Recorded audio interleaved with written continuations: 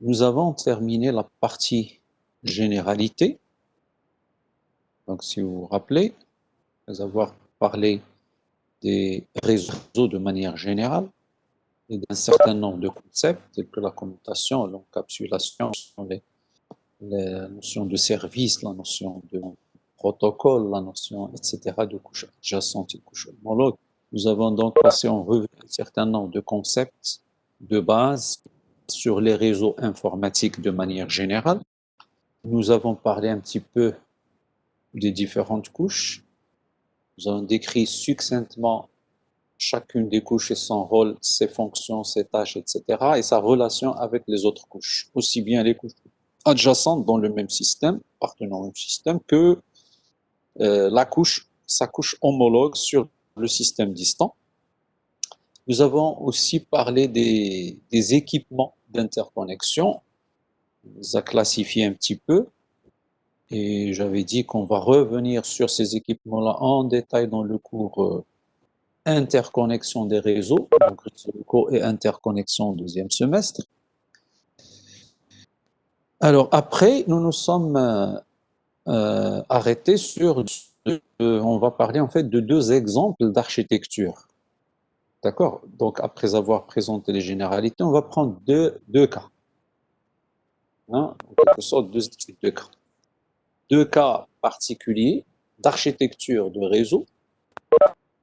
Il y a l'architecture TCP/IP, le protocole de l'Internet, qui est l'architecture la plus connue au niveau mondial aujourd'hui. C'est normal parce que c'est les protocoles qui sont utilisés au niveau de l'Internet.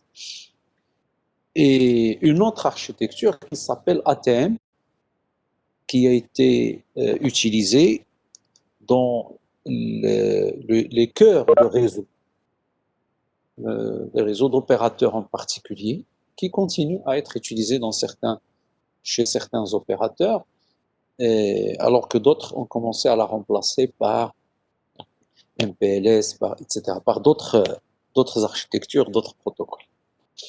Donc nous avons commencé à parler de l'architecture, du modèle TCP/IP, le modèle de l'Internet. Nous avons dit que c'est un modèle à 4 couches. D'accord? Alors nous avons présenté ce modèle, on a parlé de la notion d'encapsulation aussi au niveau de TCP/IP, et nous avons parlé des organismes qui sont associés à l'Internet, d'accord? En particulier l'IETF et l'IRTF. Nous avons parlé de l'ICANN, l'Internet Corporation for Assigned Names and Numbers, qui est en fait l'organisme qui affecte ou bien qui alloue les noms de domaine et les numéros IP, c'est-à-dire les adresses IP. Donc, il s'appelle l'ICANN. Et nous avons justement, on s'est arrêté sur la description des 4 couches du modèle TCP/IP. Si je me rappelle bien, donc, on s'est arrêté sur cette partie-là.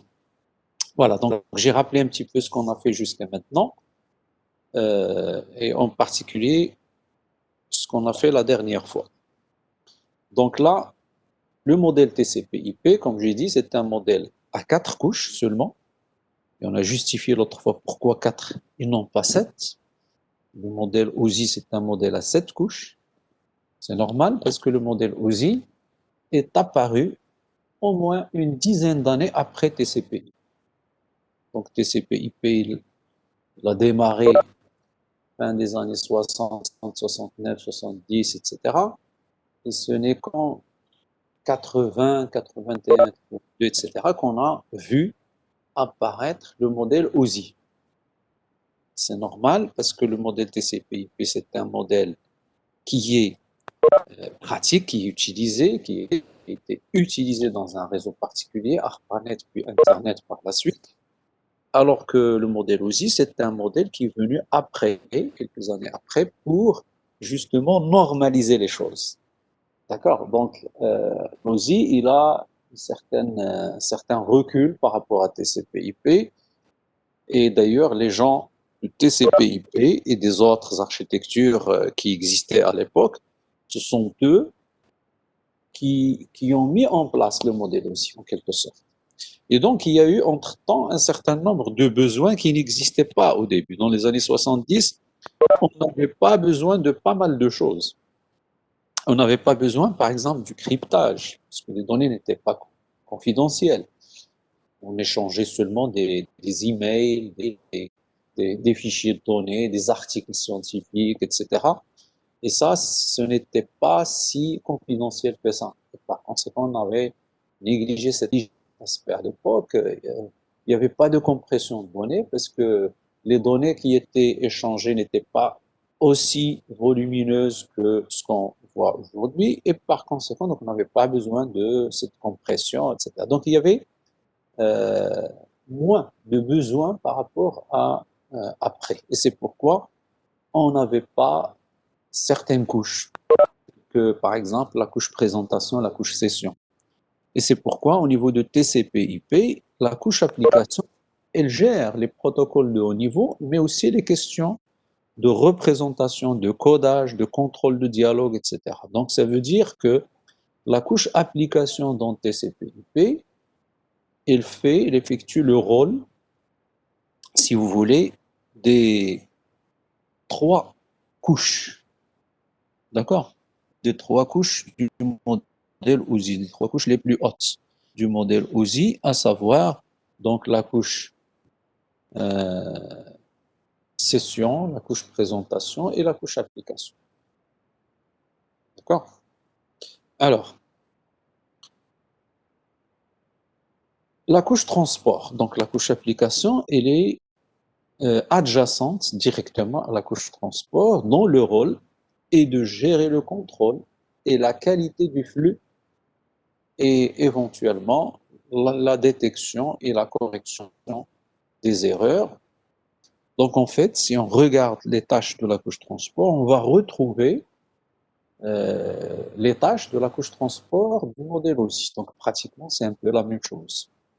Sauf que, sauf que au niveau TCP/IP, on a défini seulement deux protocoles au niveau de la couche transport. Il y en a deux couches transport en quelque sorte, de la deux types de couches transport au niveau TCP/IP, à savoir, il y a le protocole TCP et le protocole UDP. Ça veut dire une application ici, d'accord? Une application, elle peut faire appel soit au protocole TCP, soit au protocole UDP, d'accord? Pour transmettre ces informations. Donc, les applications ici, d'accord? Les applications, au niveau de la couche application, ils ont le choix entre deux protocoles. Il y a certaines applications qui se basent sur TCP pour transmettre leurs données, d'autres qui se basent sur UDP pour transmettre leurs données. Alors, par exemple, si vous prenez le protocole HTTP du web, protocole du web, il se base sur TCP. Si vous prenez FTP aussi, il se base sur TCP. Si vous prenez TFTP, Trivial FTP, il se base sur UDP. Si vous prenez le DNS, par exemple, il y a deux versions de DNS. Il y a un DNS qui se base sur UDP et un autre qui se base sur TCP. Donc là, vous avez des applications qui euh, choisissent selon leurs besoins, soit le protocole TCP, Transport Control Protocol, ou bien UDP, User Datagram Protocol. Et l'autre fois, on avait dit que TCP, c'est un protocole orienté connexion et fiable, alors que UDP, c'est un protocole qui n'est pas orienté connexion et qui n'est pas fiable. Et donc, on peut se poser la question, pourquoi nous avons ces deux protocoles? Est-ce que TCP n'est pas suffisant, par exemple, puisque c'est un protocole orienté connexion et fiable, est-ce que ce n'est pas suffisant pour transmettre les données qui sont qui appartiennent aux différentes applications. Nous avons aussi UDP. On a besoin des deux, sachant qu'au niveau de l'OSI, on a défini 4 protocoles de transport. D'accord, au niveau de l'OSI. Alors, on a en fait deux paramètres à faire varier.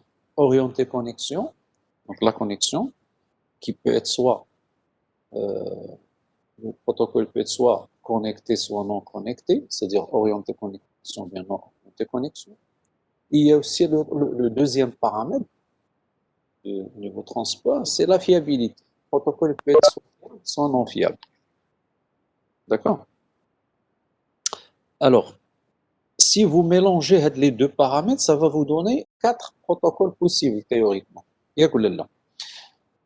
Par exemple, je peux avoir un protocole qui est orienté connexion, mais qui n'est pas fiable, ou bien un protocole qui est orienté connexion, qui est fiable, ou bien un protocole qui n'est pas orienté connexion et qui n'est pas fiable, ou bien un protocole qui n'est pas orienté connexion et qui est fiable. Donc, on a les possibilités. Si on combine les deux paramètres.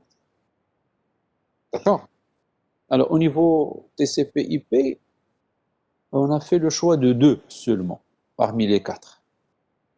TCP, qui vérifie les deux paramètres, c'est-à-dire il est orienté connexion, il est fiable, et UDP, qui ne vérifie aucun des deux paramètres, c'est-à-dire il n'est pas fiable, il n'est pas orienté connexion. Au niveau de l'OSI, on a défini les 4 protocoles. On les a appelés TP0, TP1, TP2 et TP3. D'accord? TP0, Transport Protocol 0, Transport Protocol 1, et ainsi de suite jusqu'à 3, les 4.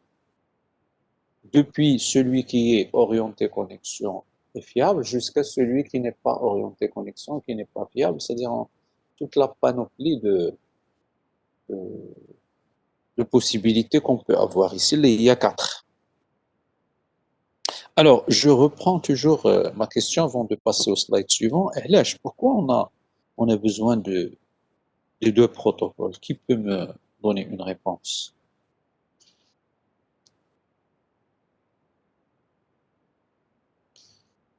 Pourquoi on a besoin de TCP et UDP sur Internet?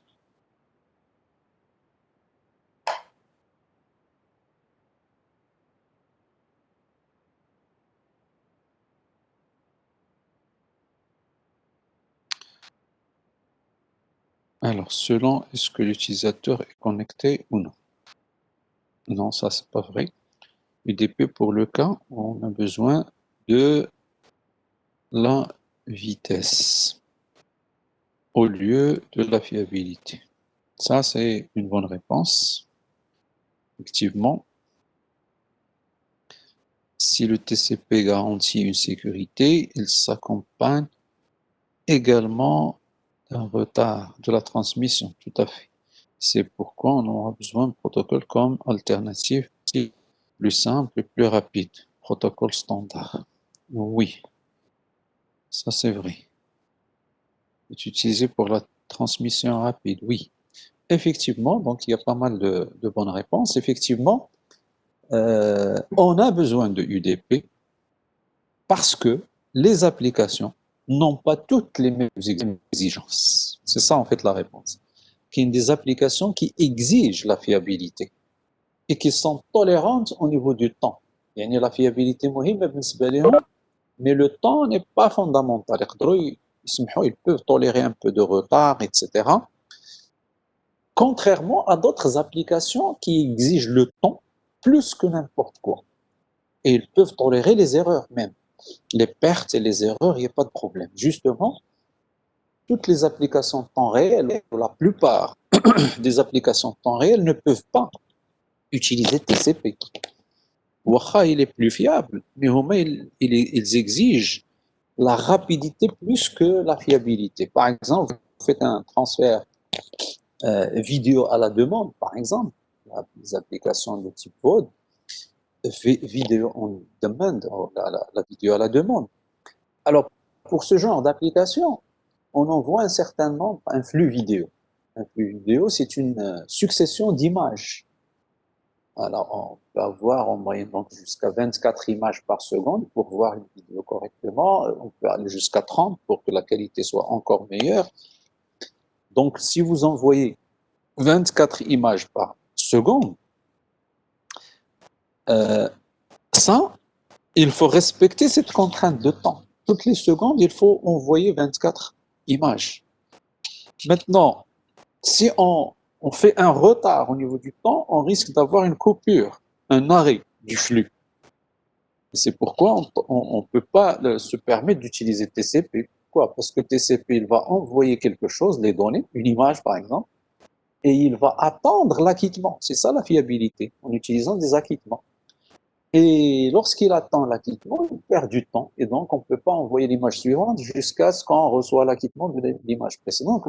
Ici, la sémantique de l'application ne permet pas d'utiliser cet aspect TCP. C'est pourquoi, là, il faut utiliser UDP. Et par contre aussi, on peut tolérer les pertes. Par exemple, vous envoyez 24 images par seconde et à un certain moment, vous perdez une image. Et donc, vous envoyez 23 au lieu de 24, ça passe. Le destinataire ne va même pas se rendre compte. D'accord? Il ne commence à se rendre compte que lorsqu'on perd une grande quantité d'informations, plusieurs images successives à la fois. Mais si on perd quelques bits ou quelques octets ou là, etc., ou là carrément une image, ça peut passer inaperçu pour le destinataire. Et par conséquent, donc, le UDP est mieux adapté à ce genre d'application. Par contre, si on exige la fiabilité, par exemple, vous êtes en train de faire du transfert de fichiers, vous transférez un programme, quelqu'un qui télécharge une application pour l'installer, là, il ne peut pas tolérer l'erreur. Non, on ne peut pas utiliser UDP, on est obligé d'utiliser TCP, parce que vous téléchargez un programme, et vous savez, un programme, il suffit de faire un petit changement au niveau du code, et que le programme ne marche plus.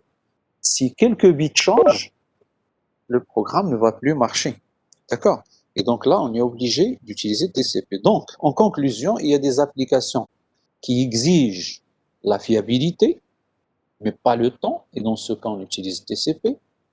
Il y a des applications qui exigent le temps, la rapidité, mais sont tolérantes au niveau fiabilité. Dans ce cas, on utilise UDP. C'est pourquoi on a besoin des deux. Voilà. Bien, alors, juste en dessous de la couche transport,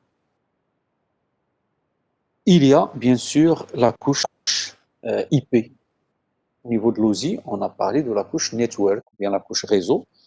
Et ici, on parle de la couche IP ou la couche Internet. En fait, le nom d'Internet, en fait, ça vient justement de ce protocole en particulier, que le protocole IP, Internet Protocol, dont le rôle, c'est l'interconnexion, comme son nom l'indique. Internet, ça vient de internetworking, c'est interconnexion de réseau. D'accord? Donc, c'est Internet, c'est interconnexion de réseaux généralement hétérogènes au niveau physique. Donc là, c'est protocole de la couche réseau. Il effectue toutes les tâches de la couche réseau dont on a parlé au niveau du modèle aussi. D'accord? Alors, achemine les paquets. Donc, il constitue d'abord ces paquets-là et il les achemine. Acheminer, c'est-à-dire il fait ce qu'on a appelé le routage. Il va les router. D'accord? Il va trouver un chemin pour transférer ces paquets vers leur destination, en identifiant bien sûr le meilleur chemin, selon une métrique donnée.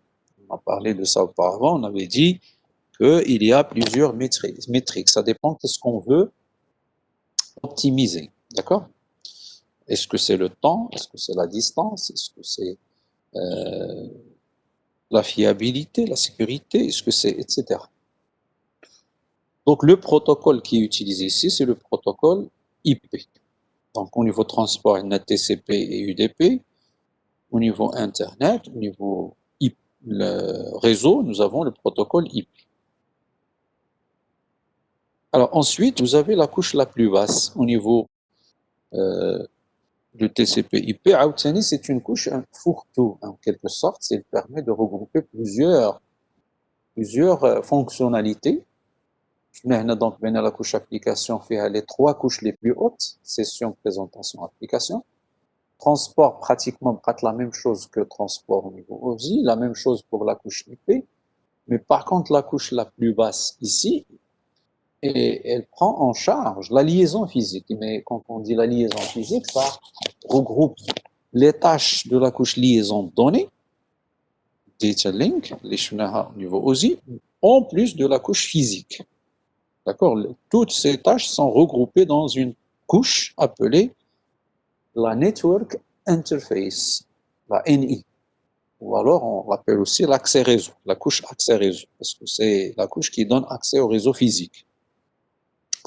Voilà, donc si vous voyez, donc en quelque sorte, le modèle TCP/IP, c'est un modèle à 4 couches seulement au lieu de 7, mais bien sûr qui effectue les tâches des 7 couches de l'OSI. D'accord? Donc là, il paraît un peu plus simple, vu le nombre de couches qui est inférieur, mais en fait, d'un point de vue fonctionnel, il effectue les mêmes tâches. Alors, il y a une question ici, monsieur. Quelle est la différence entre Internet et extranet? Alors, là, ce qu'il faut comparer, c'est pas Internet et extranet. Il faut comparer intranet et extranet. On parle d'intranet et extranet. Mais Internet, c'est le réseau des réseaux que vous connaissez. C'est le réseau Internet, tout simplement. Mais lorsqu'on parle de l'intranet des gens, c'est l'intranet d'une entreprise. Alors, entre guillemets, je peux dire un intranet, c'est un Internet local. Ou un Internet propriétaire. Ça veut dire quoi, ça? Par exemple, une entreprise. Une entreprise qui a un certain nombre de, on va dire, d'agences ou de locaux. D'accord? Un site à Rabat, un site à Kazan. D'accord? C'est une entreprise qui a ces deux sites-là et un réseau local à Rabat, un réseau local à Kazan. Et dans son réseau local, il utilise les protocoles TCP/IP, que ce soit à Rabat ou bien à Kazan, et elle utilise l'Internet pour relier les deux sites. Vous voyez? Donc, on a les deux sites ديالها واحد sur Rabat, واحد sur Kazan, وكيستعملوا les protocoles TCP/IP sur les deux, et les deux sont reliés à travers l'Internet. Ou d'ailleurs, tout ce qui est mesures sécuritaires pour permettre à ses employés d'utiliser les ressources d'IELA. Ça veut dire, si vous êtes employé de l'entreprise X, un site à Rabat et un site à Kazan qui sont reliés, tu peux te connecter sur le site de Rabat et communiquer avec le site de Kazan. Tu peux accéder aux serveurs, par exemple, qui sont à Kazan, télécharger des applications, tu peux communiquer avec les collaborateurs, les collègues d'IELA qui sont à Kazan ou à Rabat, et inversement. وهذا l'écosystème هذا كنسميوه ان انترانيت. فهمتي دابا شنو هو ان انترانيت؟ الانترانيت هو لو ريزو انترن ديال هاد لونتربريز، ماشي بالضروره يكون في ان سول سيت، يقدر يكون في سور دو سيت ديفيرون et qui communique à travers l'internet. الانترنت هو لو سيبور ديال هادشي كامل، وكنسميوه انترانيت لان كيستعمل لي بروتوكول تي سي بي اي بي، يعني utilise le web, utilise le transfert de fichiers, on utilise كاع داكشي اللي معروف sur internet، ولكن كنستعملوه en privé. D'accord? هذا كيتسمى l'intranet de l'entreprise. أي n'importe quel collaborateur de l'entreprise, d'ailleurs la plupart des entreprises qui sont grandes, عندهم l'intranet ديالهم، les collaborateurs ديالهم كيأكسيديو لهذاك l'intranet, ou ça soit au niveau de l'entreprise ou là même chez eux كيتكونيكطا le site ديال l'entreprise وكيخدم عليه normalement, il peut accéder les serveurs, il peut accéder etc. Bien sûr, il a qu'un داكشي très très confidentiel, par exemple, au niveau des banques, au niveau des opérateurs, au niveau, etc. C'est que nous avons des mécanismes, il a besoin de se connecter en dehors de l'entreprise. D'accord? Au niveau de l'EMI. Alors, pour se connecter à l'intranet, est-ce qu'on doit avoir une adresse IP précise? Bien sûr, parce qu'on a une adresse IP, ça c'est évident. On ne peut pas se connecter si on n'a pas d'adresse IP, que ce soit à l'internet ou là à l'intranet. C'est un internet propriétaire en quelque sorte. D'accord? C'est un internet propriétaire. L'internet utilise les mécanismes de l'internet, mais seuls les gens qui sont autorisés peuvent l'utiliser, les gens de l'entreprise. Il est quand une entreprise, par exemple une banque, ou une assurance, ou quelque chose qui exige de la sécurité, alors ils exigent de leurs collaborateurs, s'ils ne sont pas en interne, les mecs l'entreprise, ou se connectent à l'entreprise, les serveurs d'ILA, etc. Maintenant, on exige aussi un autre mécanisme, de l'extérieur à te connecter, une sécurité de plus. Généralement, on utilise ce qu'on appelle du VPN, du Virtual Private Network. C'est-à-dire qu'on se connecte avec un tunnel, etc., pour des raisons de sécurité. La voie publique, c'est-à-dire le réseau public, l'entreprise directe. Il est mécanche là-dessus, on peut se connecter normalement, le site de l'IMI, il n'y a pas de problème, on a des enjeux sécuritaires ou la confidentielle très très importants. Alors, l'extranet. Alors, l'extranet, c'est l'entreprise. L'entreprise, عرفنا دابا شنو هو الانترانيت ديالها شنو هو l'extranet. L'extranet, tous les entités qui peuvent communiquer avec l'entreprise, mais qui ne font pas partie de l'entreprise. Mais au moins, elles collaborent avec l'entreprise. L'entreprise, elle travaille avec des clients, elle travaille avec des fournisseurs, des fournisseurs qui ont le matériel, etc. Ou les clients qui ont les produits d'ILHA, par exemple. Les entités qui sont en dehors de l'entreprise, mais qui peuvent interagir avec l'entreprise, ils constituent en quelque sorte l'extranet de l'entreprise. Donc, on parle d'intranet et d'extranet. Sur un même support, l'Internet. On aura l'occasion de parler de ça, mais on se donne la notion de VLAN. Les réseaux locaux, les réseaux virtuels, locaux virtuels, etc. On a la notion d'intranet, extranet, etc. Alors, il y a quelqu'un qui me dit, ce que je veux dire, intranet limite les utilisateurs à travers leur adresse IP. Qu'est-ce que limite les utilisateurs à travers leur adresse IP? Alors, je n'ai pas bien compris la question. Je pense que j'ai bien expliqué ce qu'est intranet, ce qu'est extranet. L'intranet, c'est l'adressage ديالك, عندك une adresse IP, عندك etc. يمكن تكون une adresse IP privée. هذا موضوع آخر عاوتاني راه هضرنا عليه ديك المرة. قلنا il y a ce qu'on appelle les adresses IP privées. ولكن هذيك les adresses IP privées كيتستعملوا غير في l'intranet ولا في le réseau local. Quand on sort du réseau local vers l'extérieur, là, le système, le routeur, la passerelle par défaut, il va changer en fait l'adresse privée en une adresse publique pour qu'il soit possible de la faire sortir. Les adresses privées n'ont aucun sens à l'extérieur. Maintenant, en interne. Maintenant, je mets en externe. D'accord? Bien. Donc ça, c'est la notion d'intranet et d'extranet. Donc je continue sur la description du modèle TCP/IP. Alors là, vous avez un slide qui montre un petit peu, si vous voulez, certains protocoles placés au niveau de leurs couches respectives. Par exemple, si vous prenez la première ligne, là, c'est la couche application. Ça, c'est des exemples de protocoles de la couche application. Vous avez par exemple, vous connaissez par exemple HTTP. D'accord? Donc le protocole HTTP du web, SMTP, Simple Mail Transfer Protocol, protocole de la messagerie électronique, FTP, File Transfer Protocol, de la transfert de fichiers. Vous avez le DNS, Domain Name System, donc, qui permet, donc, comme on l'a dit, de convertir les adresses symboliques en adresses IP et vice-versa.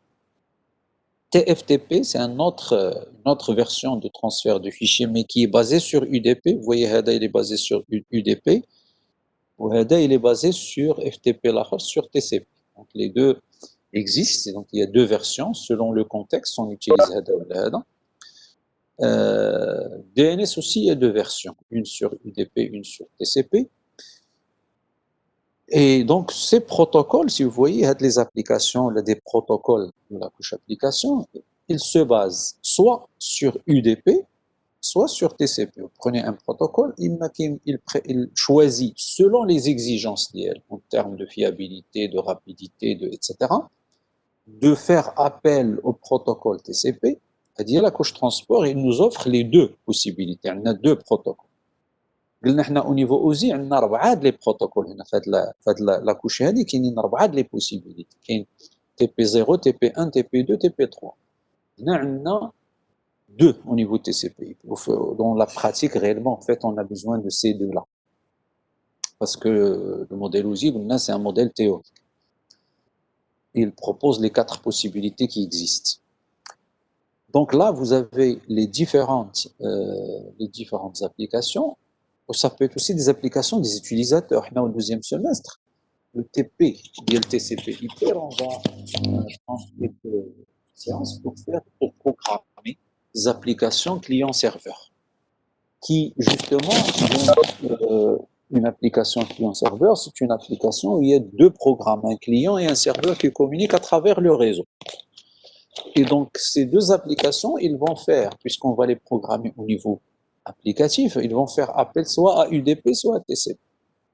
Et donc, même les applications des utilisateurs, elles aussi peuvent soit faire appel à UDP, soit faire appel à TCP pour transmettre leurs données sur un réseau, là sur le réseau.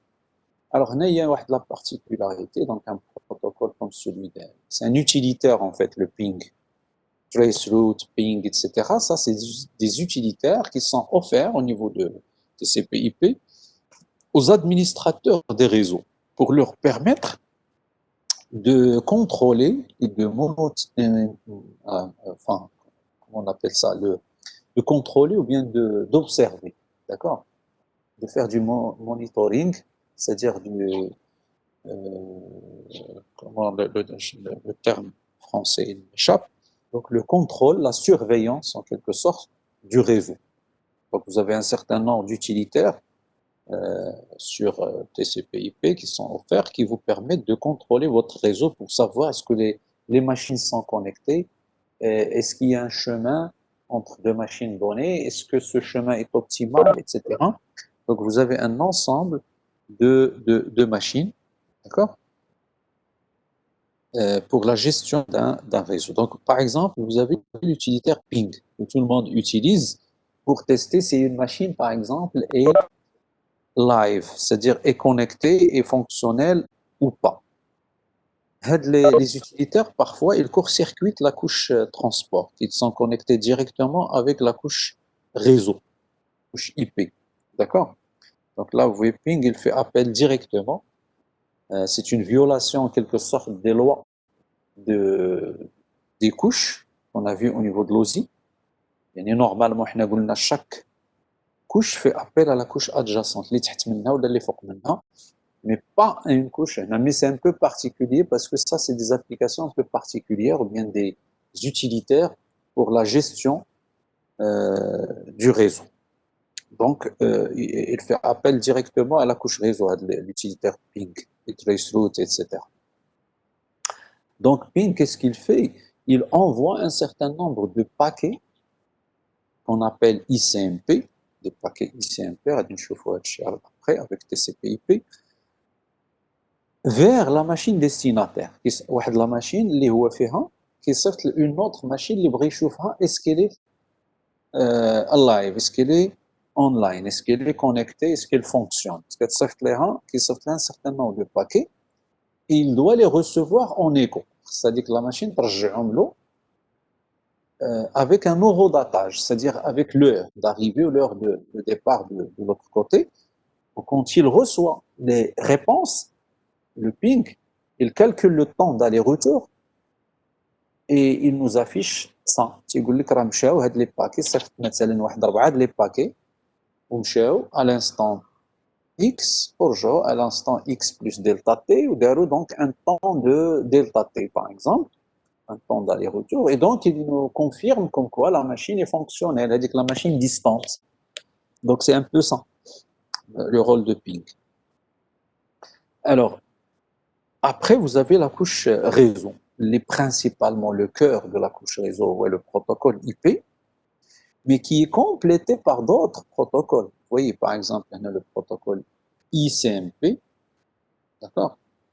C'est le protocole de contrôle et de messages des relais.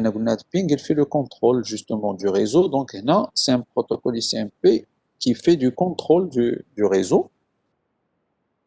Et vous avez aussi deux autres protocoles qui complètent IP, qui sont ARP et RARP. Alors, ARP pour dire Address Resolution Protocol.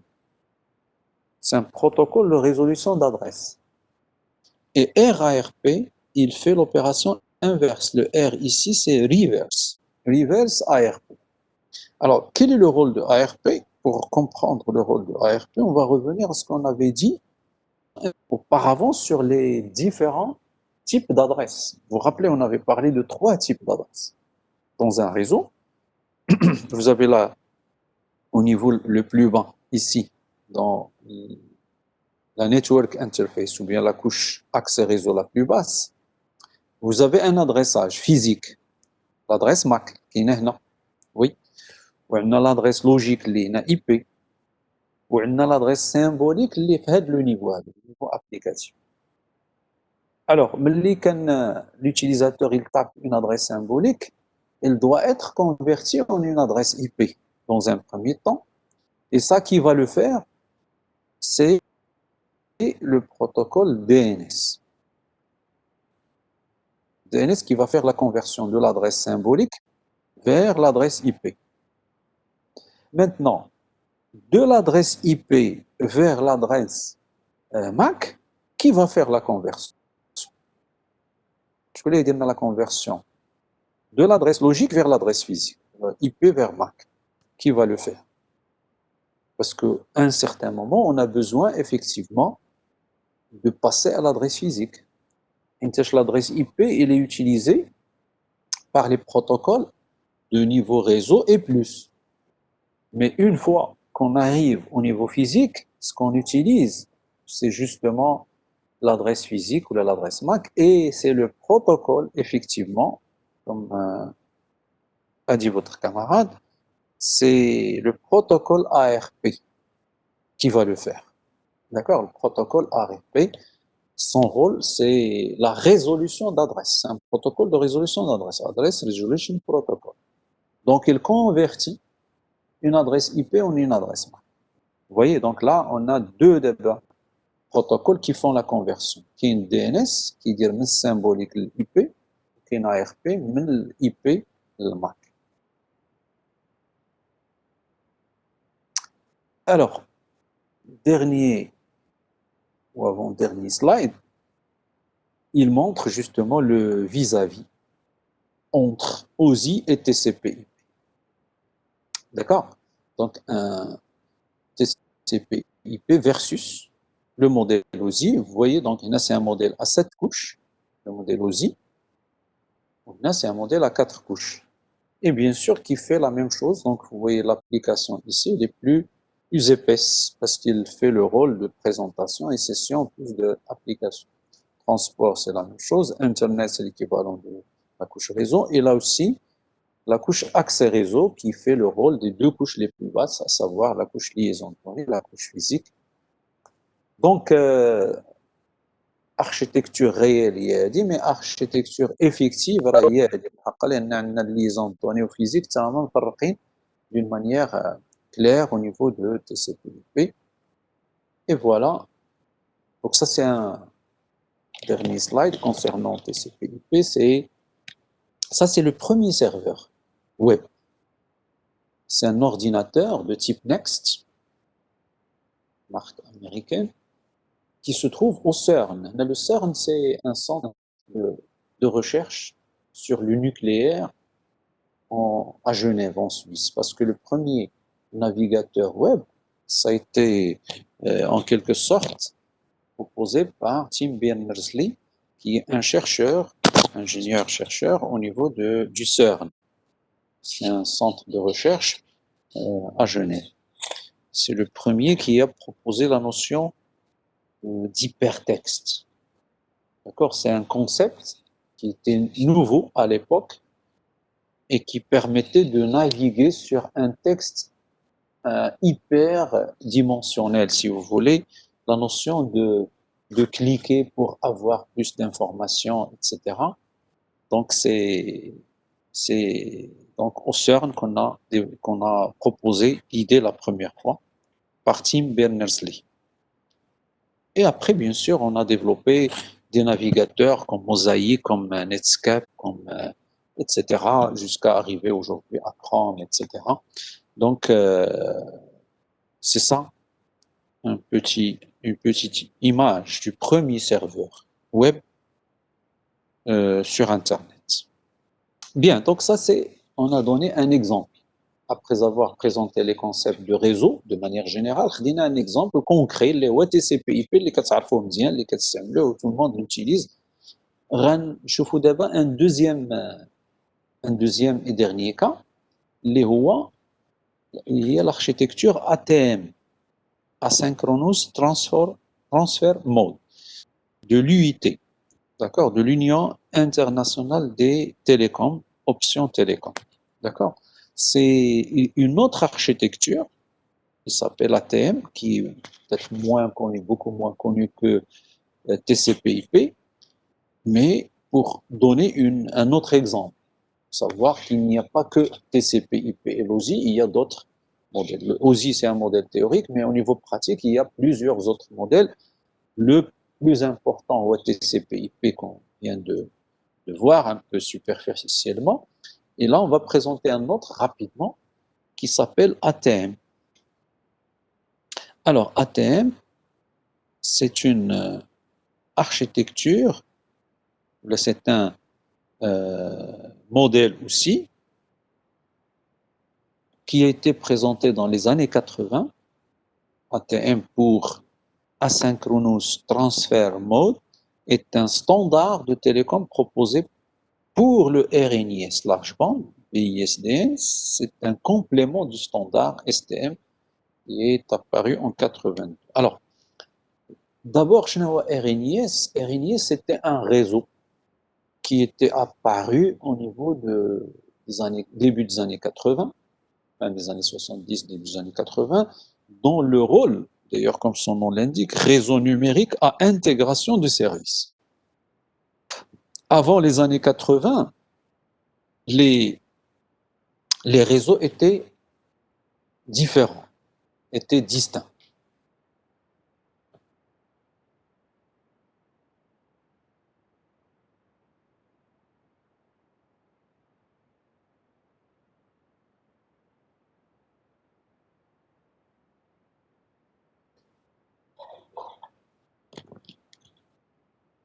Bien, alors, comme je disais, avant les années 80, c'est-à-dire les années 70, etc., les données, les réseaux étaient différents. Vous avez un réseau de télécom, n'a rien à voir avec un réseau informatique.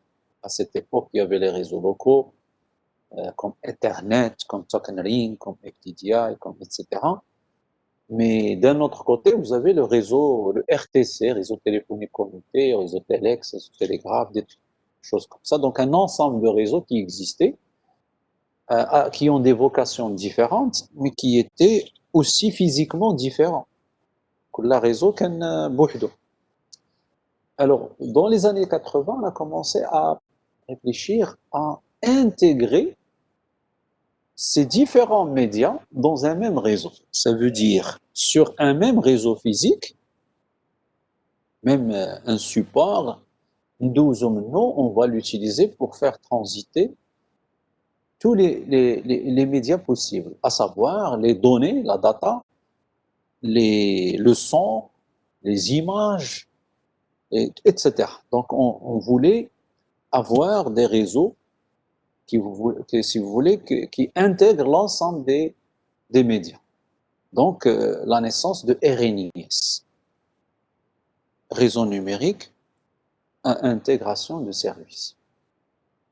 Et donc, on a commencé à faire des choses comme ça. Bien sûr, à l'époque, on n'a pas fait comme aujourd'hui. Aujourd'hui, réellement, sur un même support, on transmet, on transfère des données multimédia. Par exemple, on est connecté à Internet sur un réseau local ou là sur un réseau domestique, etc. Mais après, on sort à travers un réseau d'opérateurs qui est un réseau plus ou moins utilisé pour la communication vocale, etc. Et pourtant, on transfère le reste, à savoir de la vidéo, de l'image animée, des données, etc. À l'époque, on a essayé d'intégrer, mais en fait, ce qu'on a fait réellement, c'est dans un même réseau, mais avec des fils qui sont différents, c'est-à-dire un câble où il y a plusieurs fils et chaque ensemble de fils transfère un média différent. Oui, donc c'est pas vraiment de l'intégration dans un même câble. En fait, c'est comme si on a pris plusieurs câbles, on les a regroupés ensemble pour transférer des données différentes, en quelque sorte. D'accord? Donc là, on a essayé d'intégrer. Donc RNIS a essayé d'intégrer plusieurs médias ensemble. Alors à l'époque, il y avait le protocole STM, Synchronous Transfer Mode, qui utilise la commutation temporelle en quelque sorte.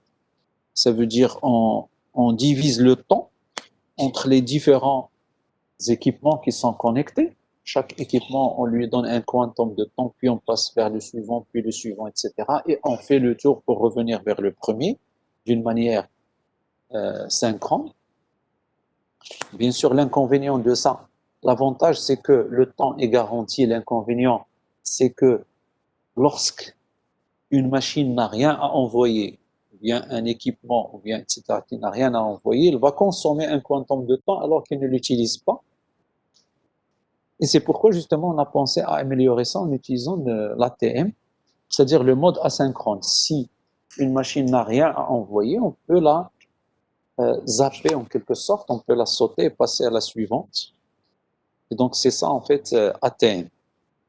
Donc ATM, c'est un protocole ou c'est une architecture de manière générale parce que l'architecture fait le protocole le plus important ou la couche ATM, mais qui est complétée par d'autres couches, principalement la couche هذه. Donc le protocole اللي كاين في هذه la couche هذه اللي هو ATM بحال قلنا IP بالنسبه لل TCP/IP veut permettre de véhiculer tout type de trafic. D'accord? La voix, la vidéo, les données, etc. Donc, être en quelque sorte un réseau multimédia, chose qui n'existait pas auparavant dans les années 60, 70, etc. On n'avait pas ça. On avait des réseaux totalement différents. Le réseau téléphonique n'a rien à voir avec un réseau informatique, par exemple. D'accord? Donc, c'était ça à l'époque. Et donc, ATM, c'est un protocole qui veut justement transférer tout type de médias. Alors, comment ATM remplit ses objectifs? ATM utilise des paquets de petite taille. Donc, il utilise de la commutation de paquets, si vous vous rappelez, mais des paquets de petite taille avec une taille fixe. Fixe et petite.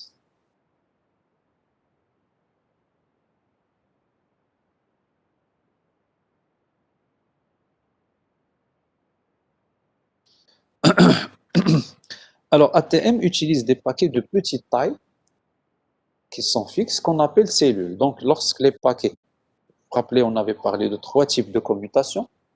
Commutation de messages, commutation de circuits et commutation de paquets qui, en fait, il a essayé la commutation de paquets de prendre les avantages de, de la commutation de messages et les avantages de la commutation de circuits pour sortir avec une nouvelle commutation liée à la commutation de paquets. Alors, cette commutation de paquets fait à plusieurs versions. Si les paquets sont de taille fixe et petite, parce que dans le cas de la commutation de paquets, on a dit les paquets, on subdivise un message en plusieurs paquets. Mais on n'a pas parlé de fixer la taille de ces paquets. Ce qu'on sait, c'est que ces paquets ont une taille maximale à ne pas dépasser, mais qui peut ne pas être fixe. Alors ici, dans ATM, on a fixé la taille. On a fixé la taille des paquets et on les a appelés cellules. Et on parle de la commutation de cellules. Donc la commutation de cellules, c'est un cas particulier de la commutation de paquets. Donc les 3 commutations اللي هضرنا عليهم دابا وحده منهم اللي هي la commutation de paquets عندها en fait on va dire des dérivés comme par exemple la commutation de cellules. D'accord? Le temps de traversée du réseau est optimisé par l'effet pipeline du store and forward entre nœuds. Le pipeline هو اللي هضرنا عليه في la commutation de paquets. D'accord? Je ne sais pas si vous vous rappelez, je peux revenir vers le schéma pour vous montrer ça. Alors, où est-ce qu'il est? Non, où est-ce qu'il est? Voilà, c'est ça. Le pipeline dont on parle, où est la technique? Vous voyez, donc, on peut voir ça comme des cellules. Un message, il est subdivisé en plusieurs cellules. Il est qu'un des paquets. Paquets ou les cellules. Il est qu'un des paquets de taille fixe, on peut parler de cellules. 1, 2, 3, 4, 5 cellules. Et on commence à envoyer, et le récepteur, le deuxième, le nœud 2, dès qu'il reçoit la première cellule, il commence à envoyer, lui aussi. Donc il y a un parallélisme au niveau de l'envoi. À un certain moment, tout le monde est en train d'envoyer, le premier et l'avant-dernier. On appelle ça un pipelining. Tout le monde est en train d'envoyer en même temps à chaque fois donc une partie. Bien, alors je reviens sur mon schéma. Voilà.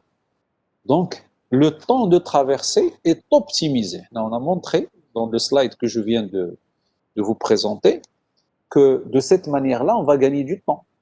Vous voyez, donc la comparaison avec la commutation de messages, la commutation de cellules ou de paquets, il optimise le temps de traversée.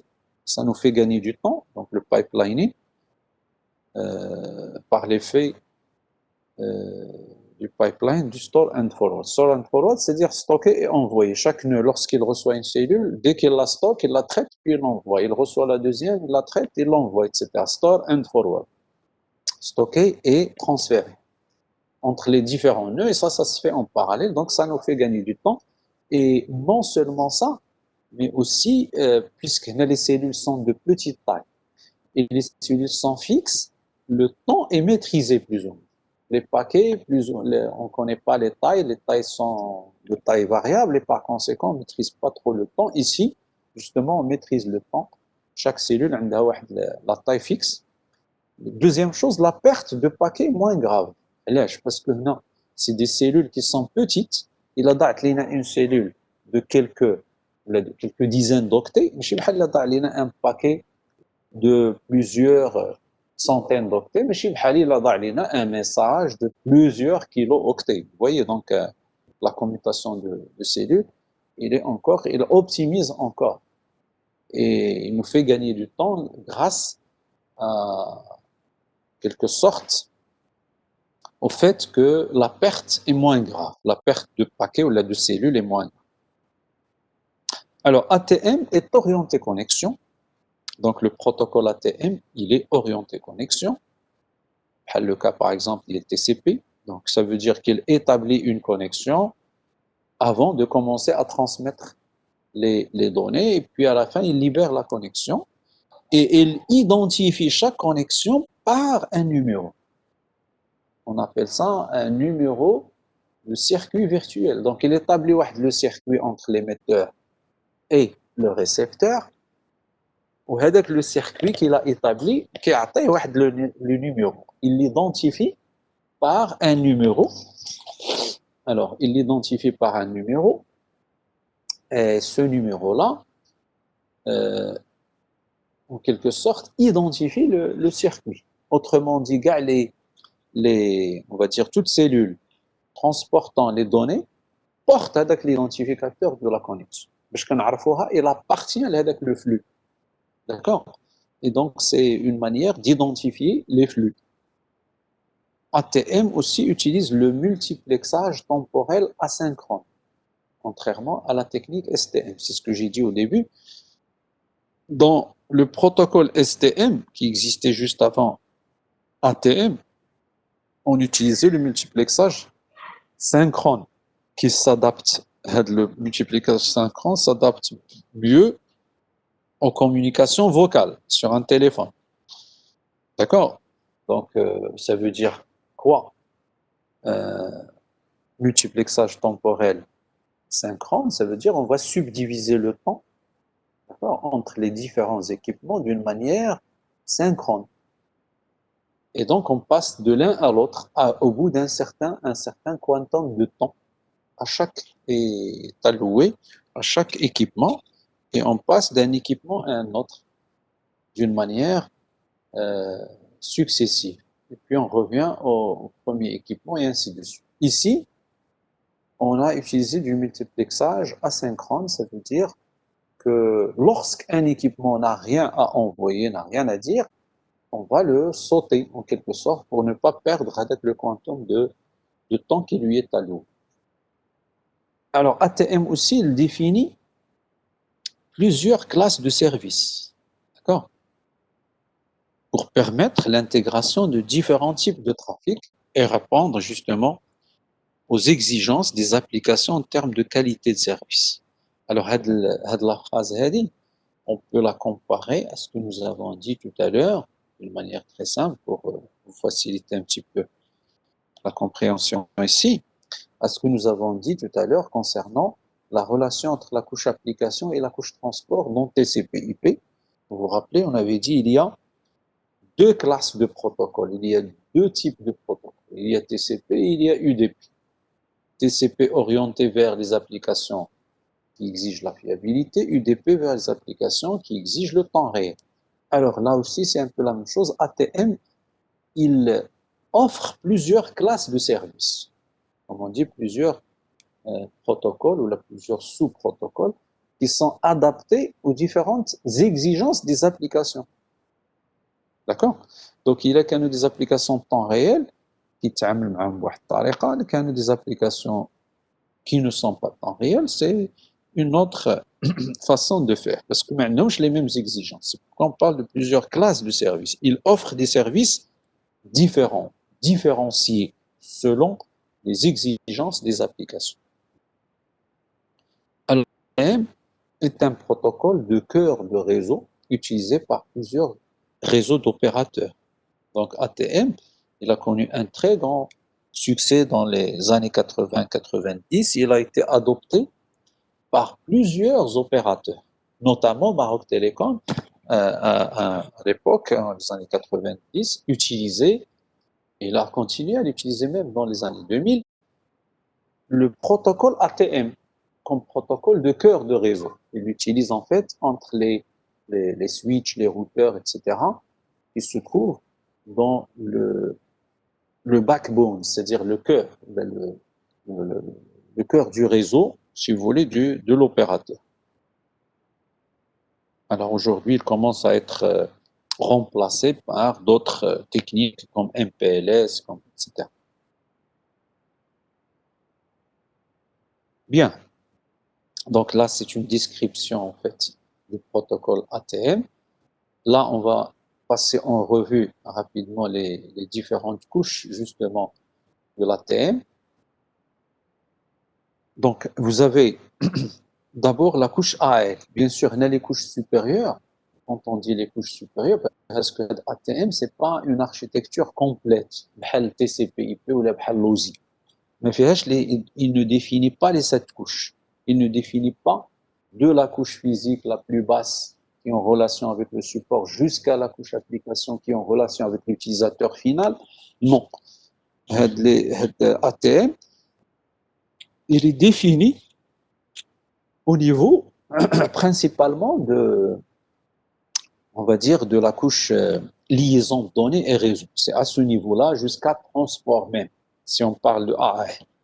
Donc en fait, c'est au milieu. Il traite donc les couches de transport de l'information qui sont en bas, en quelque sorte, de l'architecture. Même de les couches applications, mais les utilisateurs finaux. Et c'est pourquoi il peut être justement mis en dessous de TCP/IP. C'est-à-dire يقدر يكون عندنا la pile de protocole TCP/IP وتحت منها on utilise de l'ATM. C'est ce que d'ailleurs utilisent les opérateurs, parce qu'ils ont utilisé à un certain moment, dans les années 80-90, principalement, ils utilisaient de l'ATM pour le transfert de données parce qu'il est optimal, parce qu'il est rapide, etc. Parce qu'il permet transfert de différents types de médias, et ainsi de suite. Donc, lorsqu'on dit couche supérieure, ça peut être n'importe quelle couche supérieure. Ça peut être TCP/IP, par exemple. كاين l'ATM, ou ça peut être autre architecture. D'accord? Alors, l'ATM, qu'est-ce qu'il lui faut? Il lui faut une couche qui s'appelle AAL, ATM Adaptation Layer, couche d'adaptation de l'ATM. C'est-à-dire, il récupère les données des couches supérieures, qui peuvent être n'importe quelle couche, par exemple TCP/IP, ياخذ من عندهم les données ديالهم, et la couche AAL va les adapter avant de les donner à ATM. Alors, les adapter, par exemple, lorsqu'il reçoit, si je suppose que là, il reçoit les données du protocole IP, les couches supérieures, alors il va essayer de les subdiviser en des cellules, par exemple. Ou là, les adapter, c'est-à-dire le trafic. Est-ce que c'est une application temps réel? Est-ce que c'est une application qui exige de la fiabilité, etc. Donc, il assure la liaison entre ATM et les couches supérieures. D'accord? C'est-à-dire la liaison ما بين هاد les couches اللي هنا ou la couche ATM. Elle prépare le terrain pour la couche, pour le protocole ATM. Et donc, là, on va avoir plusieurs types d'AL, plusieurs protocoles AL, plusieurs versions de couches AL. بحال اللي قلنا في TCP مثلا عندنا deux couches transport, كاينه TCP وكاينه UDP. عندنا les deux, كتختار وحده فيهم. هنا على حساب les trafics. On peut avoir plusieurs. Si c'est du son, c'est pas la même chose. Il y a de la vidéo, il y a qu'un transfert du fichier normal, etc.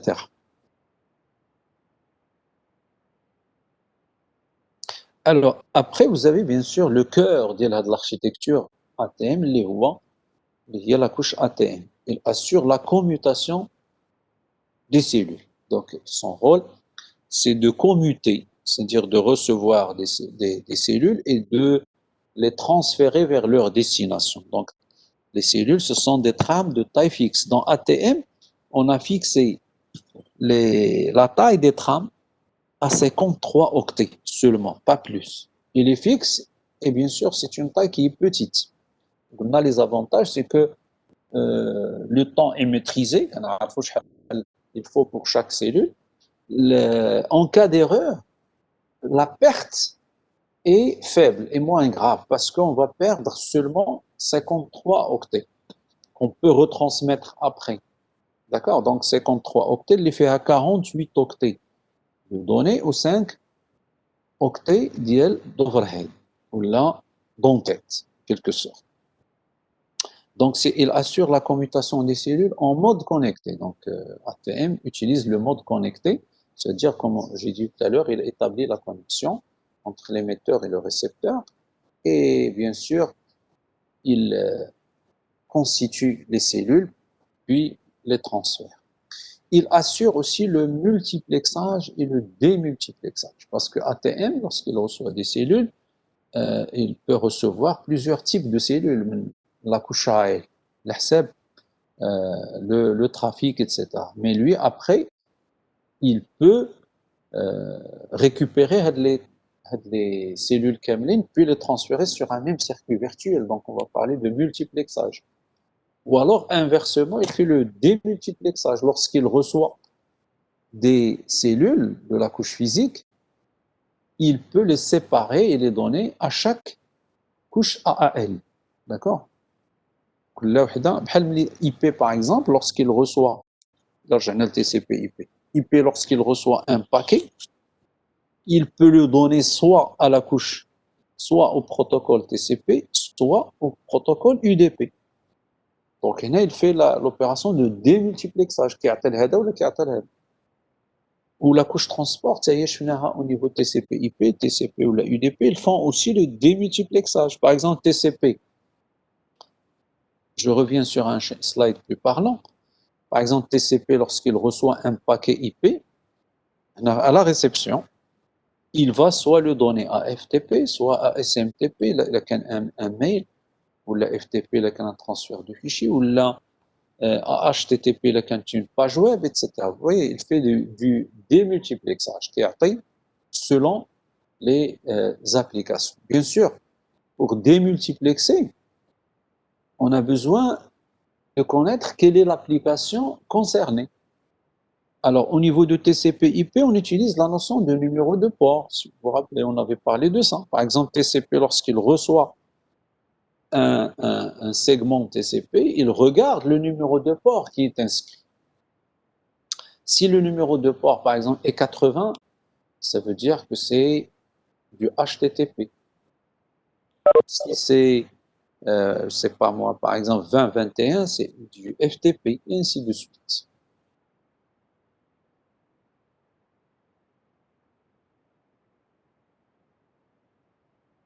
Alors, là, voilà, ATM, multiplexage.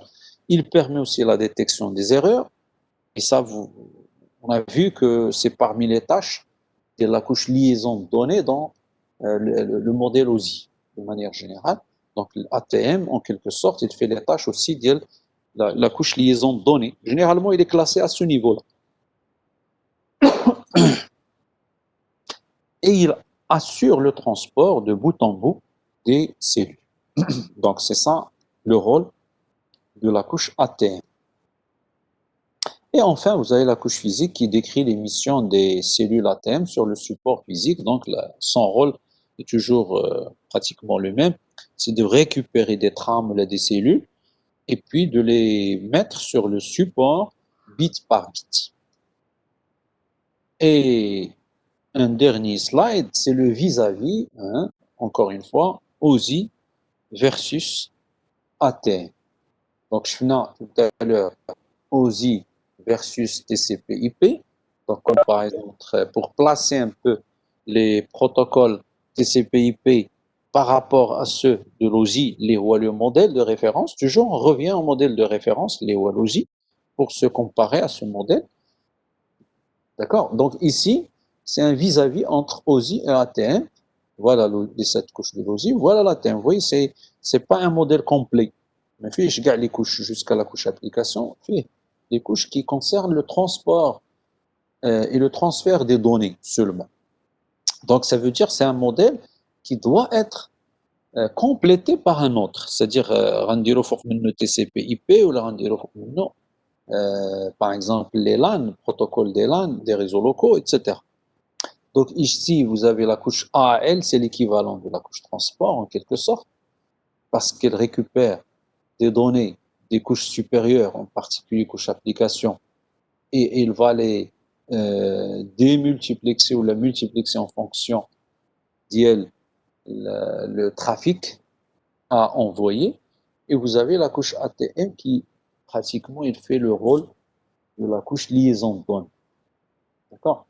Et enfin, vous avez la couche physique. Voilà. Donc là, on a donné un deuxième exemple d'architecture de réseau qui est aussi réel et concret. Donc, après avoir présenté le modèle OSI, qui est un modèle théorique, qui est la référence, deux exemples d'architecture concrète qui existent, à savoir ATM, et TCP/IP, qui est la plus connue, la plus utilisée dans le monde actuellement.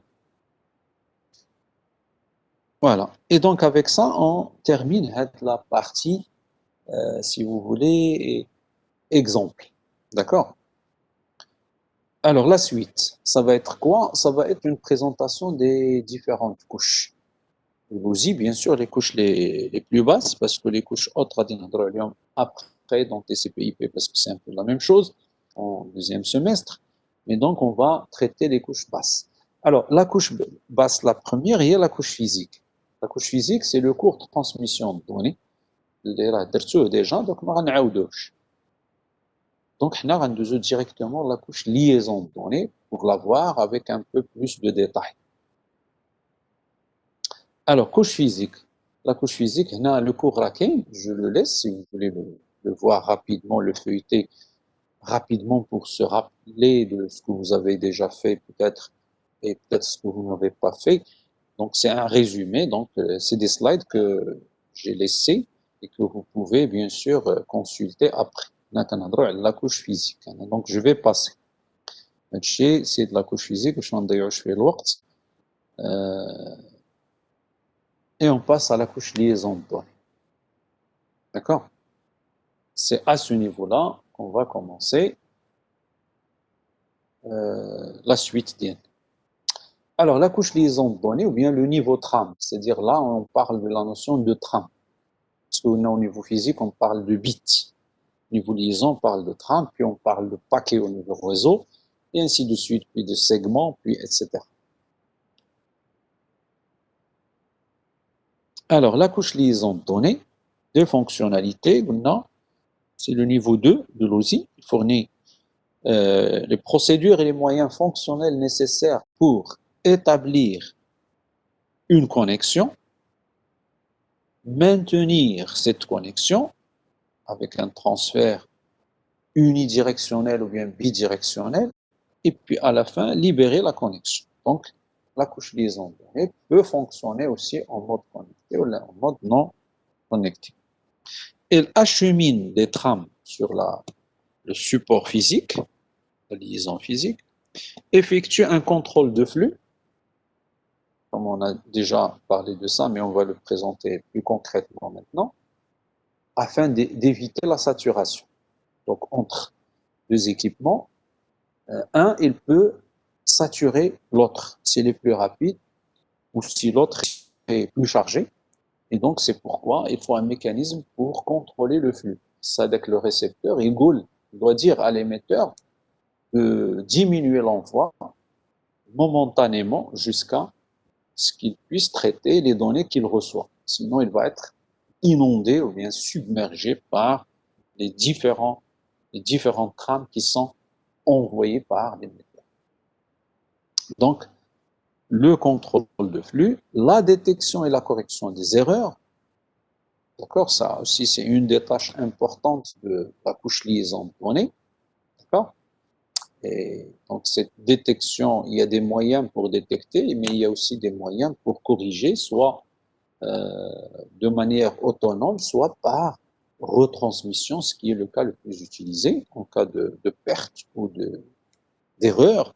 On retransmet les données. Alors, le contrôle de flux, bien sûr, ça exige l'échange d'un certain nombre de trames spécifiques.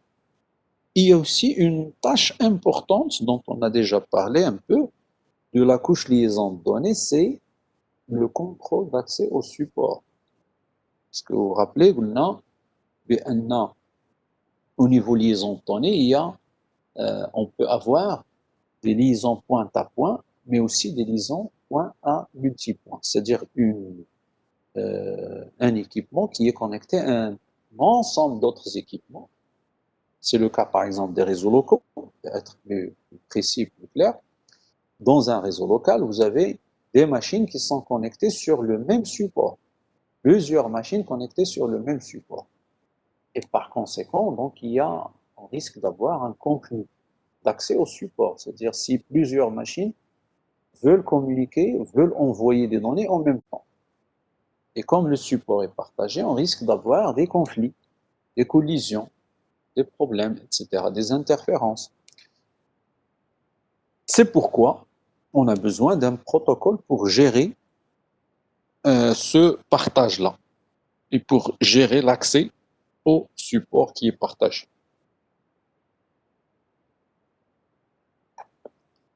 Et enfin, une autre fonctionnalité ou bien une autre tâche importante de la couche liaison de données, c'est un adressage spécifique à un média. C'est l'adressage MAC en fait, c'est l'adressage physique. Ça veut dire que sur le support sur un support de transmission, vous avez un adressage, on doit identifier les machines de façon unique. D'accord? Et cette identification, elle se fait grâce à une adresse physique ou bien MAC dont on parlera en détail par la suite. Bien, alors la couche 2 du modèle OSI est découpée en deux sous-couches. D'accord? Donc, on a la couche liaison de données, il y a ça fait deux parties, deux sous-couches, qu'on voit ici sur le schéma. Il y a une sous-couche haute, qu'on appelle LLC, Logical Link Control, et une sous-couche basse qu'on appelle MAC, Media Access Control. C'est la sous-couche qui contrôle l'accès au support. D'accord? Donc là, vous avez le support physique, non? Et là, vous avez les deux sous-couches. Donc ça, c'est le niveau 2, la couche liaison de données, fait les deux sous-couches. Maintenant, c'est le niveau 1, la couche physique. Alors, la couche LLC, elle est normalisée sous la norme I3E 802.2. Alors, rappelez-vous que nous avons dit que l'I3E, c'est un organisme de normalisation qui s'intéresse principalement aux deux couches les plus basses, à savoir la couche physique et la couche liaison de données, et les réseaux locaux. La plupart des normes sur les réseaux locaux, ce sont des normes qui sont issues de l'I3E, cet organisme. Ou bien sûr, chaque norme a un numéro spécifique pour l'identifier. Et donc, la couche liaison de données, c'est ou la sous-couche LLC en particulier, elle est normalisée sous la norme 802.2. D'accord? Le comité 802, il y a plusieurs normes parmi lesquelles la norme. Alors, qu'est-ce que ça veut dire normaliser? Ça veut dire on a essayé de décrire la sous-couche. La sous-couche, on fait un ensemble de primitives qui permettent d'envoyer, de recevoir, de traiter les données, etc. au niveau de la couche liaison de données. Ou les primitives, elles sont normalisées, c'est-à-dire dans pratiquement la plupart des réseaux locaux utilisent les mêmes primitives ou des primitives qui respectent la norme, la norme I3E 802.2. D'accord? Par contre, la sous-couche MAC, c'est une sous-couche qui est plus proche du support physique. Il y a la plus proche du support physique, il diffère en général d'un réseau à un autre. Là, il est en contact avec le support physique. Par exemple, il a un réseau Wi-Fi, il utilise comme support l'air. Il a un réseau comme Ethernet, il utilise comme support soit la paire torsadée, soit un câble coaxial, soit la fibre optique. De même pour un réseau comme Token Link, etc. Et vous voyez donc, ce n'est pas les mêmes caractéristiques et ce n'est pas les mêmes conditions, et c'est pourquoi la couche MAC est spécifique à chaque type de réseau. Couche MAC ديالو لا مشينا للتوكن رينج غنلقاو une couche MAC différente de la couche MAC utilisée avec Ethernet par exemple, ou celle utilisée avec le réseau Wi-Fi, etc. Donc, il est spécifique, puisqu'il est en contact direct avec le support. Par contre, LLC, il est loin du support. Même si on change de support ou là, de topologie, la couche LLC n'est pas touchée. Et c'est ça l'intérêt des couches dont on a parlé. Vous vous rappelez, lorsqu'on avait parlé de l'intérêt de subdiviser ou là, de structurer un réseau en plusieurs couches, c'est ça. Parmi les intérêts, c'est justement la possibilité de, en quelque sorte, de faire évoluer l'architecture sans beaucoup de dégâts, sans toucher, par exemple, aux autres couches. Seule une couche est concernée par un changement, donc c'est pas comme si on modifiait l'ensemble.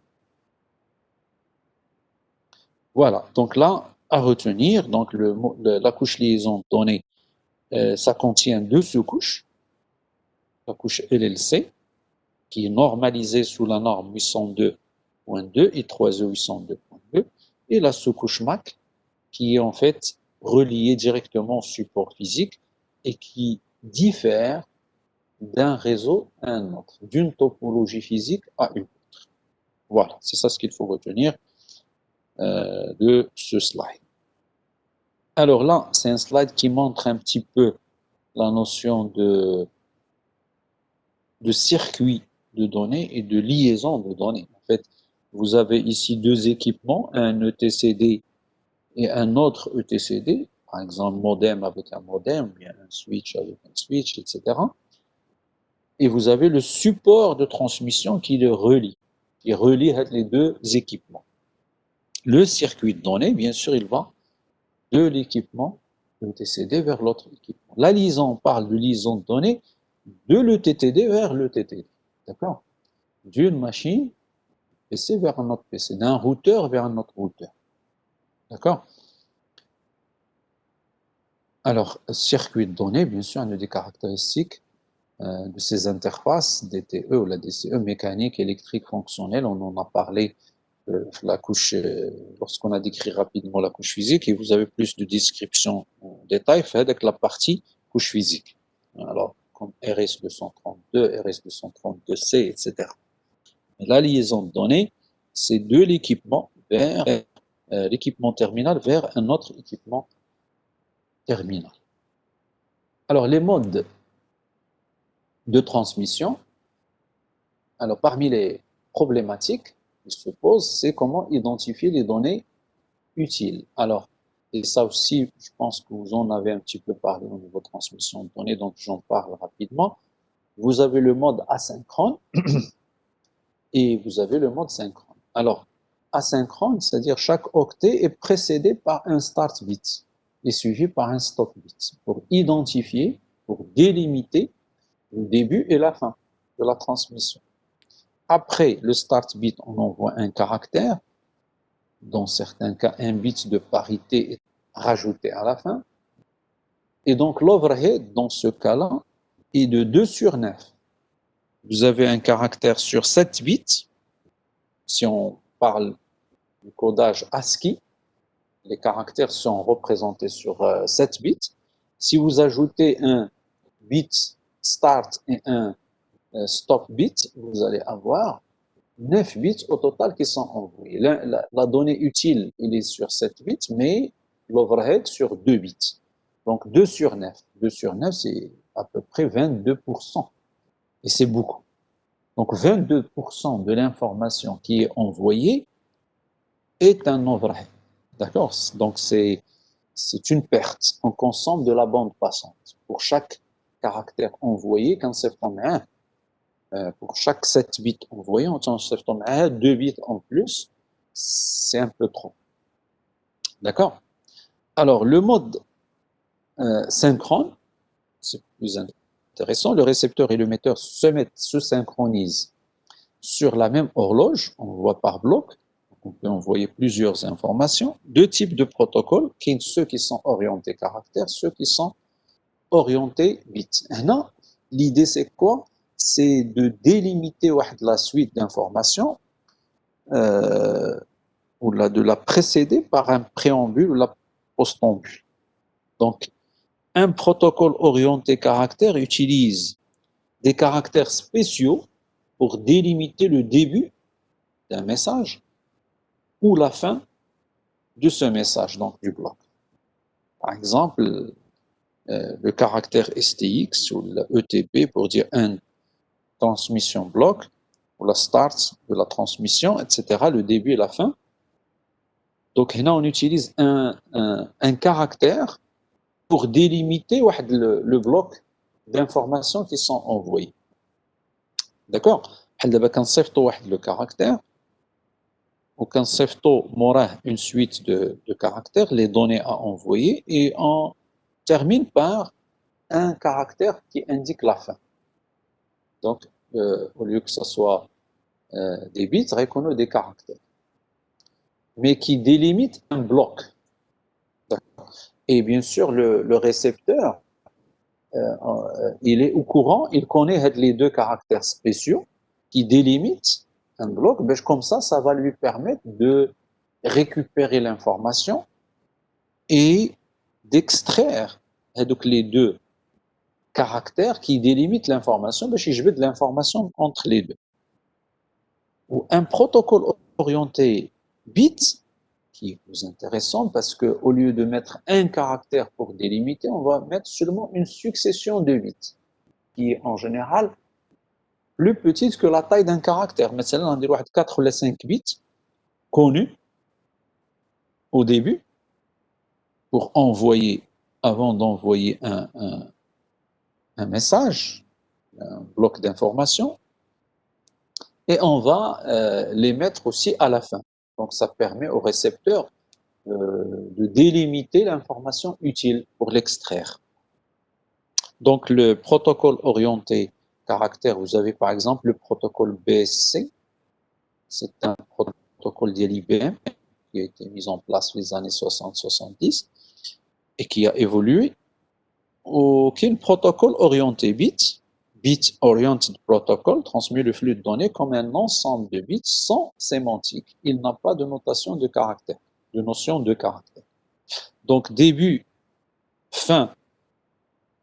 et fin déterminés par des informations de contrôle, pré ou la postambule. Donc on dit la suite de bits au début ou la suite de bits à la fin, ou un caractère de début et un caractère de fin qui sont connus, qui sont spécifiques et sur lesquels les deux se mettent d'accord, l'émetteur et le récepteur. Donc vous avez ici le bloc de données à envoyer plus l'information de contrôle qui est ajoutée avec la suite de bits, ou les caractères STX, ETB par exemple. Donc on a les données utiles, on a l'overhead, l'information de contrôle, ça constitue ce qu'on appelle une trame. Donc la trame fait les deux. Les généralités. Vous avez le SDI ou vous avez le PCI, l'information de contrôle, l'overhead, l'entête qui s'ajoute. Alors, par exemple, un protocole très connu sur lequel on va s'attarder par la suite, les HDLC. D'ailleurs, HDLC qui a découlé de BSC, c'est une amélioration d'ILO. Il utilise un bloc une trame de 1048 bits, dont 48 bits d'overhead. D'accord? Donc, l'information de contrôle liquide Z, il est sur 48 bits. Pour la taille, la taille de la trame, elle est de 1048. Donc, en quelque sorte, vous avez ici un taux de 4,6%. Donc, c'est beaucoup mieux que les 22% dont on a parlé tout à l'heure. D'accord? HDLC, c'est un des protocoles les plus utilisés au niveau liaison de données. Il y a plusieurs dérivés, les renadrons en détail, parce que c'est ça l'objectif de la couche liaison de données. Donc, vous avez la question donc de délimitation, les modes de transmission. Là, c'est la question du contrôle d'erreur. Donc là, on va passer à une des tâches très importantes aussi de la couche liaison de données, il y a le contrôle d'erreur. D'accord? Ça consiste à détecter une erreur sur un flux d'informations binaires. Alors, une erreur, ça peut être causé par des effets thermiques, la chaleur par exemple, qui va changer donc les électrons sur un support qui vont se déplacer, etc. Et donc ça risque de changer la valeur des bits, des effets électromagnétiques par exemple, des interférences, d'accord, du bruit, etc. Ça peut influencer, ça peut avoir un effet sur les bits qui sont envoyés pour qu'ils changent, qu'ils تبدلوا. 0 تولي 1 ولا 1 تولي 0 ولا un signal s'atténue, etc. Donc il y a des erreurs possibles. Donc la question d'abord, donc puisqu'il y a des erreurs, il faut les détecter, éventuellement les localiser et puis après les corriger. Donc ça c'est le contrôle d'erreur. Alors il y a plusieurs techniques de détection d'erreurs. On va passer en revue les premières techniques qui ne sont pas très utilisées, mais on va s'attarder après sur la technique qui est utilisée dans les réseaux actuellement, les réseaux locaux en particulier, mais les réseaux de manière générale, que ce soit LAN ou bien WAN, etc. Alors, une des approches, c'est d'ajouter des bits de redondance aux bits d'information. Il y a ce qu'on appelle, par exemple, le code de parité, pair ou impair. L'idée, c'est vous avez à envoyer un caractère, par exemple, une suite de bits, alors on va ajouter, bien sûr, un bit de parité. Donc, on calcule en quelque sorte la somme des bits, ou exclusif, et à la réception, on va faire le même calcul pour savoir est-ce qu'on a la même chose ou pas. Par exemple, ici, vous avez, si je veux envoyer les 3 caractères GTR, qui sont, c'est leur code ASCII, G, code ASCII dialogue sur 7 bits, T, voilà son code ASCII, R, voilà son code ASCII, et si on utilise la parité paire, parce qu'on peut soit utiliser la parité paire, soit utiliser la parité impaire. Le principe est le même, il y a la différence sur qu'est-ce qu'on ajoute. Par exemple, pour la parité paire, on s'assure que le nombre de bits à 1 est pair. Donc vous avez ici le caractère G fait شحال من bits à 1 fait 1 2 3 4. Donc le nombre de bits à 1 est pair. Donc pour garder la caractéristique, on va ajouter un 0. Donc le nombre de bits à 1 est toujours pair. Si vous prenez le T, la même chose. Le T fait 2 bits à 1. Le deuxième et le dernier. Donc on va ajouter un 0. Par contre, le R, il y a 3 bits à 1. 1, juste lettre. Donc pour avoir la parité paire, on ajoute un 1. On ajoute un 1 ici. Pour la parité impaire, c'est l'axe. Le nombre de bits à 1 est impair. Donc les deux premières, on 1, 1, ou on 0. Alors ça, c'est une technique qui a été utilisée à un certain moment. Et ce code ne détecte pas les erreurs en nombre impair. Ça, c'est le premier inconvénient. Et aussi, il ne permet ni de localiser l'erreur, ni de la corriger. D'accord? Vous avez par exemple ici le code ne détecte pas les erreurs en nombre impair. Il a Shaolina 2 bits. D'accord? Par exemple, ici vous avez, j'ai envoyé ce caractère-là, j'ai ajouté un 0. Le récepteur, il aime ça, il a un bit à changer. D'accord? euh, le, le, le récepteur peut le détecter. ولكن إلا مشاو 2 bits بحال دابا هذا وهذا par exemple, le nombre de bits A1 qui sont pairs, il reste pair et par conséquent, le récepteur ne va pas détecter cette erreur. Donc ça, c'est parmi les inconvénients de la technique.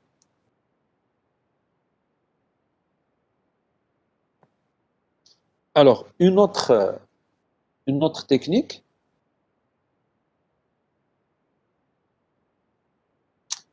alors je n'ai dit, mais le problème, si on a supprimé 2 bits. Si on a supprimé, c'est-à-dire si on a modifié, si deux bits sont modifiés. C'est ce que j'ai dit. Il aime deux bits, ça dépend. Donc il aime 2 bits, il va croire que c'est correct, alors que ce n'est pas correct. C'est le mushkil. D'accord? Il aime un seul bit, il va être détecté. Il a 1, 0 ou la 1, ou la 1, 1 ou la 0, il est détecté. D'accord? Ou par exemple, il aime 2 bits, soit 2 0 ou 2 1 ou 2 1 ou 2 0, et il ne va pas être détecté. C'est ça ce que je veux dire. Donc, il ne détecte pas en fait beaucoup d'erreurs, cette technique. Alors, on a amélioré par une nouvelle technique à deux dimensions en quelque sorte, le VRC-LRC, le Vertical Redundancy Checking, et Longitudinal Redundancy Checking. Ça veut dire quoi? Je reviens à notre exemple tout à l'heure. Les trois caractères GTR, si on utilise la parité paire, donc là, on va ajouter un 0 pour le G, un 0 pour le T et un 1 pour le R. Donc, ce qu'on va envoyer, c'est les 8 bits que vous avez ici, et les 8 bits que vous avez ici, et les 8 bits que vous avez ici. Alors, ce qu'on fait pour encore améliorer, c'est d'envoyer avec euh, cette suite de bits, cette suite de caractères, les trois, quand un autre caractère qui est construit à partir de ces caractères, en utilisant la parité, la même parité paire, par exemple, mais cette fois-ci verticale. Vous voyez, on a 1, 1, 1, 3 bits à 1, pour que ça soit paire, on dit 1, 1. On a ces 3 0, donc 0, on a un seul 1, donc on dit 1, et ainsi de suite. Donc les bits les on leur applique la même chose, 0, 0, 1, pour que ça soit paire, on dit 1, 1. Ah ouais, le 1 en jaune, pas très clair, mais il y a un 1 ici en jaune. Alors, ce qu'on fait après, c'est d'envoyer de la suite. Donc là, le Aoutani fera, c'est vrai qu'il peut détecter des erreurs doubles, mais pas toujours. Par exemple, si le premier et le quatrième bit seulement sont erronés, on va le détecter. Mais par contre, si le premier et le quatrième bit du LRC lui-même sont erronés, on ne va pas le détecter. Donc le premier, c'est celui-là, et le quatrième, c'est celui-là. Il aime bjouj. D'accord? Ou là où des 0, donc il n'y aura pas une détection. Donc en fait, عاوتاني هنا le même problème. Donc il y a certaines erreurs qui vont être détectées, d'autres qui ne vont pas l'être. Et c'est pourquoi on va passer à une autre technique plus intéressante, liée à la détection polynomiale par les codes polynomiaux. Ça, c'est plus intéressant. C'est ce qui est utilisé dans les réseaux informatiques parce que ça permet de détecter la plupart, presque, on va dire pratiquement toutes les erreurs.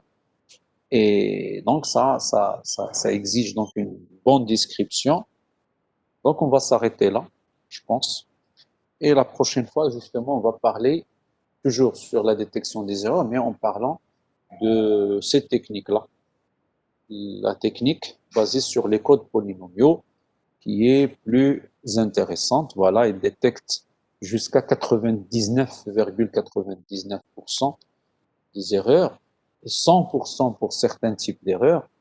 Donc, c'est ça la technique que nous allons décrire la prochaine fois et puis parler de la correction aussi des erreurs avant de passer à d'autres caractéristiques de la couche liaison.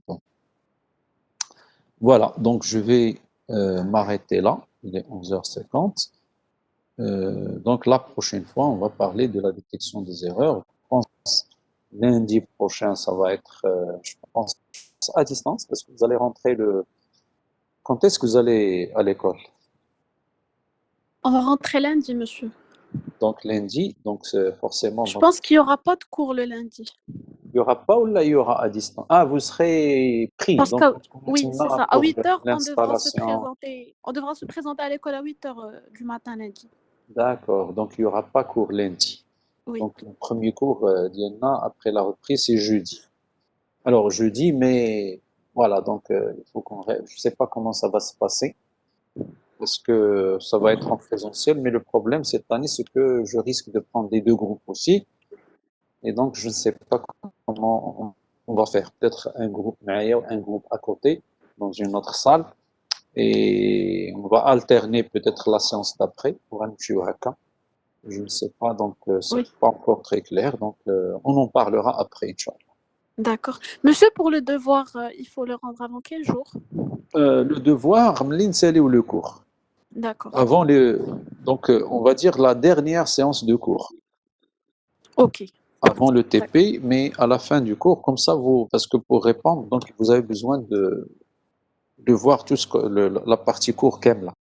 D'accord. Ok. Yallah, bon courage. Merci. Merci, Là, monsieur. Bonne journée. on- Salam.